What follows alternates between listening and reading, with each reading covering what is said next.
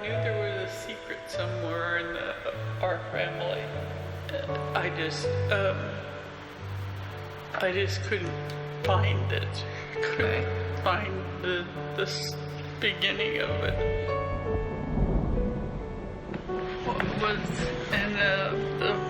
Going into the police departments to see if it was still true. You were going to the police department to see if what was true. I was 13. And my mother, while we were in Canada, my mother was shot again.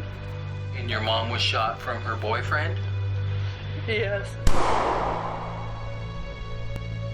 He actually shot himself.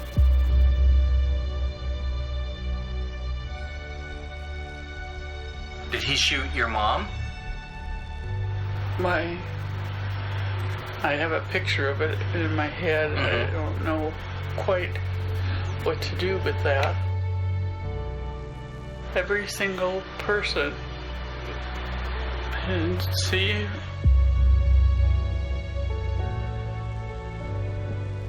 I have these beautiful kids and I don't know what to do.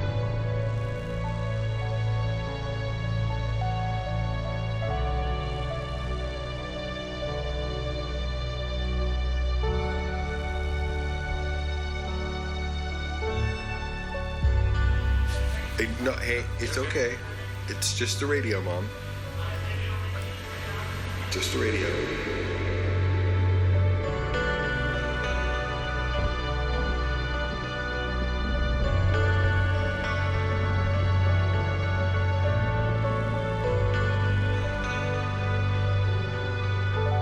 It's difficult for humans to accept that some things cannot be explained rationally. Many of us personify the invisible. The more obscure the concept, the more elaborate the story to explain it. But there appears to be one ultimate human truth. If there really are invisible beings out there, entities that enter our world and leave their fingerprints on humanity, then only one of them leaves behind enough evidence to lay to rest all of the arguments raised against it. It happens to all of us once, but as a kid, I never understood why. So it became like a character in my mind, like the immortal godfather of an invisible crime syndicate. Every time he puts his signature on a document, one person disappears. His life revolves around harvesting other people's lives. To do this, he sends out assassins. Some take longer than others, some are more successful than others, but ultimately the contract is always fulfilled. He's the master of the hourglass. He studies the space between every human breath as if his own life depends on it.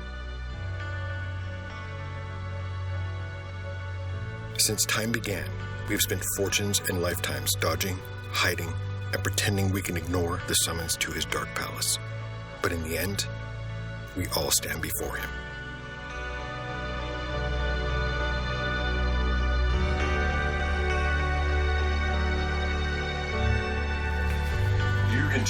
You can just rest and believe that you've done more than you should do. You've done above and beyond. Thank you. Well, yeah, you have nothing to worry about.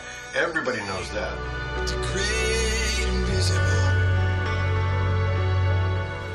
What is it? I love you. Do you know that? I love you. Okay, good. And you'll pass through the fire. Become invisible. Become invisible.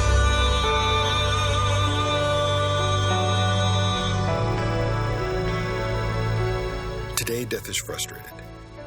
Years ago, he sent assassins after a woman he grossly underestimated. Her will to live proved stronger than even his most reliable hitman. When Donna Silver, who friends affectionately refer to as Mama D, first comes to his attention, Death is reading over a file of numbers compiled by his favorite assassin. Satisfied with what he sees, he sends Cancer to Donna's door. Cancer fails, and Death sends it back. But it returns again, unsuccessful. Death is not happy.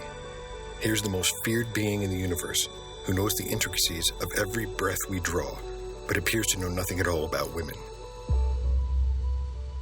He sure as hell doesn't know anything about mothers. So Death studies up.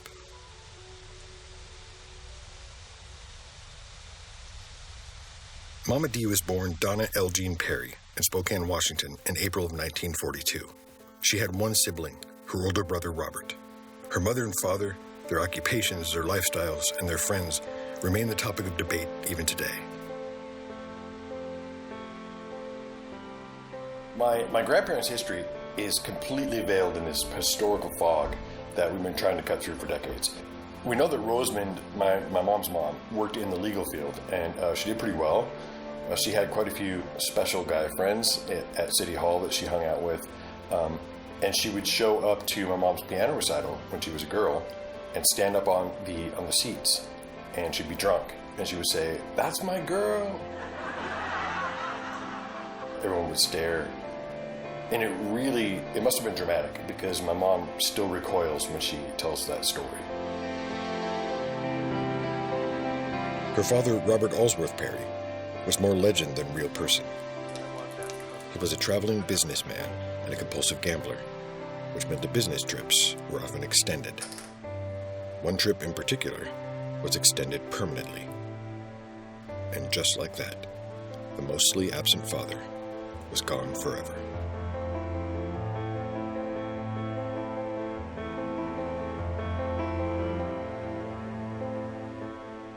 Even less is known about the phantom Jay Wallace. He swooped in and filled the void in Rosamond's life after Robert vanished. Beyond that, he was the monster under the little girl's bed, and the Shadow Man she still fears today. He had been shot. My grandfather turned and said, "We have to turn around, we have to go back home." And she was like maybe 6 or 7.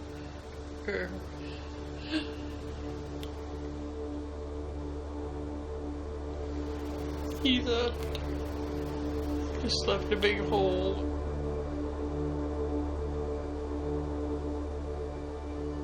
We don't know what happened, but we know that it drastically affected my mom. And it affected the way she grew up. It affected the way that she thought about herself from that moment on.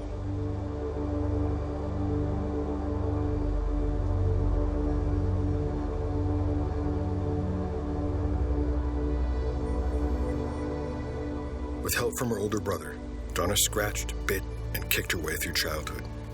And out of the darkness on the horizon of the rest of her life, 3 pillars emerge. Frances was a force of nature. Legends of her heroism made her seem like a fusion of the Queen of England and Joan of Arc.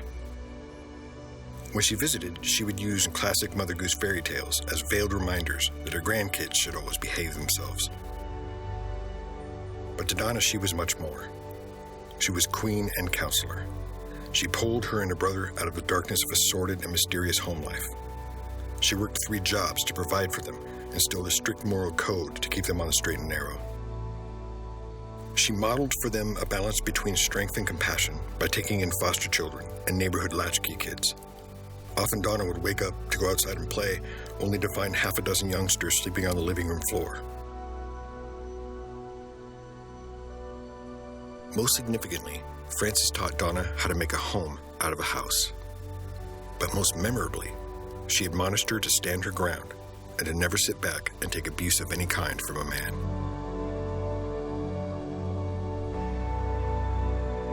If Frances warned her not to tolerate abuse, it was Robert who showed her how it was done. He taught her how to go toe-to-toe with just about anyone, but he also taught her how to shoot. And eventually, he and his friends began to refer to her as Dead-Eye Donna. Both youngsters learned how to drive in a powder blue 1955 Chevy. For Donna, the car was a symbol of freedom and independence. Typical of American siblings, the arguments over who would get to take the car for a spin and when were often epic. But vehicular rivalry aside, Robert was Donna's hero. He was a model of strength and courage. And just when life couldn't get any better, An allied force of more than 8,000 men today tightened its hold on the Batangan Peninsula on South Vietnam's central coast, trapping an undetermined number of North Vietnamese and Viet Cong troops. During his tour of duty, Robert served as the captain's yeoman on the USS Coral Sea. After the war, he came home and started building a family of his own. The two remained close, and when he fell ill, Donna took him in and looked after him until Robert crossed the threshold into the great ever after in 2008. And Bob, I don't know what, he was very, I love him. It's him. Her older brother had protected her, instructed her, and inspired her. He made her a strong woman. Despite his fears to the contrary, he was a heroic brother and a world-class father who loved and raised amazing children who remain close to Donna and her family today. We had a good visit with Mom. Uh-huh. She was really good. We were there an hour. And she looks at me all serious and says, "You're going to go the same way." Every life has a pivotal force, one person who brings about a change so staggering that it defines the rest of their life. Dr. Hans Mouldenhauer was that man in Donna's life. He set the stage for the moment that would change her life forever. Hans was a world-renowned pianist and teacher. He collected rare original documents, most of which can be found in the Mouldenhauer archives in the Library of Congress. He started the Spokane Music Conservatory and began teaching piano to carefully selected students. Donna was 10 when she began her lessons. For the next 7 years, lessons, recitals, and concerts intensified. She was becoming a protege, and the doctor had big plans for her. Donna was 17 when she made the decision, effectively closing the door on her past and striking out on her journey to become the woman she is today. This used to be a much easier story to tell because we'd heard the framework growing up. We came across this poetry book that my mom wrote back in the 50s. And the details in that poetry book have muddied the waters a little bit. We know there was an engagement for my mother to be married. We don't know if it was to my father or to this man named Vern. But we know that Hans Mouldenhauer heard of the engagement and panicked. So he calls my great-grandmother for a visit. He comes in, sits down, and he starts talking to her. He begs her to call off the wedding plans, basically. And he's met with silence. So he says, there's whispering in Carnegie Hall, and he wanted permission to train her to perform there. More silence. So Mouldenhauer sighs and says, have you heard anything that I'm saying? So Francis looks at him and says, I've heard everything you're saying. What I haven't heard is a reason for me to stand in the way of love. I've come to believe that somehow my mom knew that walking away from a career as a renowned concert pianist, she would be able to help more people and change more lives as a mother. And she was right. But I think had she known what was waiting for her around the corner, she would have given a little more thought to that philosophy.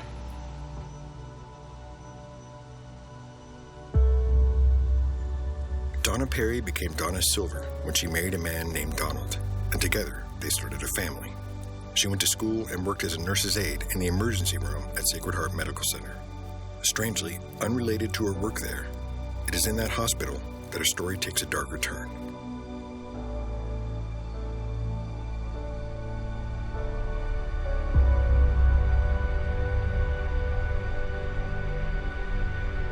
It started with one of those old radiator stoves with the grates.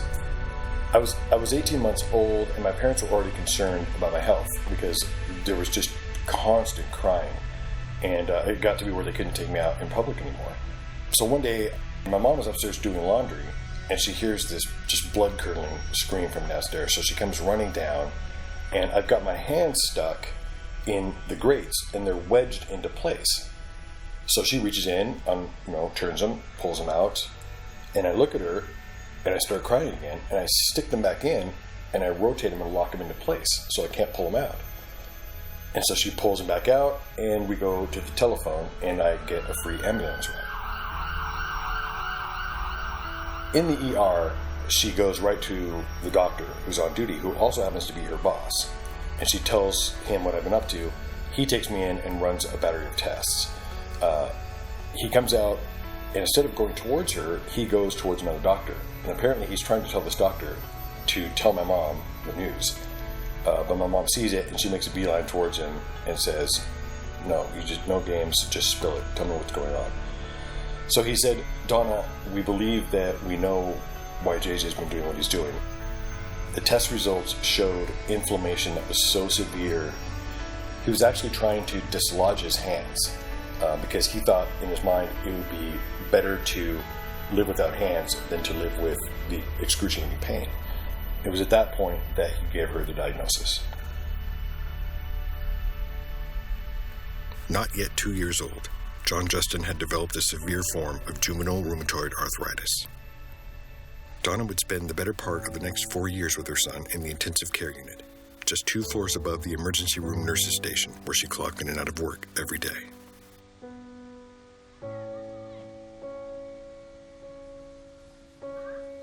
The family attributes JJ's eventual recovery to the prayers of a mother and of a church who rallied around the family. Bruised but not crushed, the family pulls together and steps into another chapter of Mama D's life.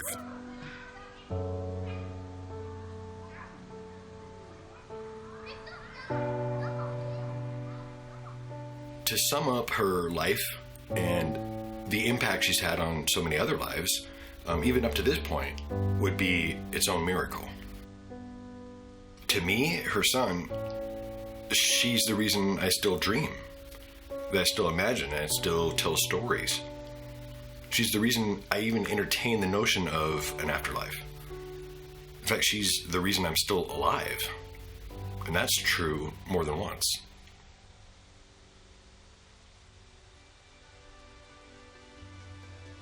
Life moved forward for Donna, bringing with it both sunshine and storm clouds.